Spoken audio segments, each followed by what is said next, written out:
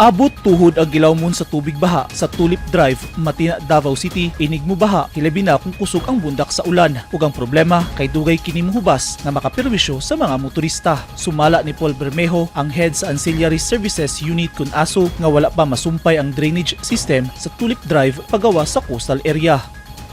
So giuna na ang Tulip Drive o Rading kana bitawng na siya balde. Kita naman mo ng rading equipment, no? Pinabira-bira na siya na equipment diha, manhole dire, manhole pod ikaduha, na rading isa dito, kuan man na og isa pod dire niya. Pinabira-bira na siya. Unya kay aron ang purpose ana is matilok yun ang silk or ang lapok o ang sa may naa dito sulod sa in between sa duha ka manhole kay aron makuan yun siya makilok yun ang kung unsay na dito.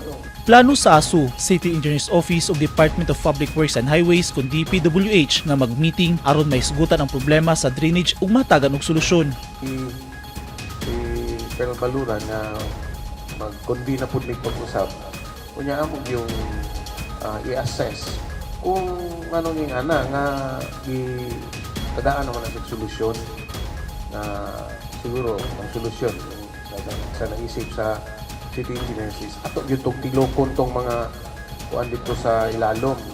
Pero ang Ancillary Service Unit na po engineer diya sa ato wala pa man gud na sumpay ang Tulip Drive.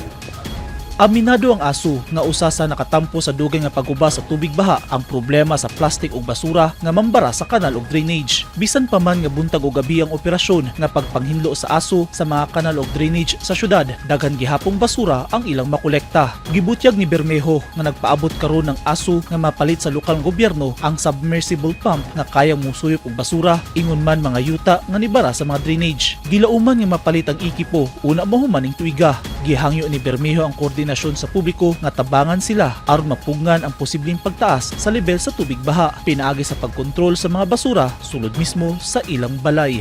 Eugene Hinutan, Newsline Philippines. Stay safe.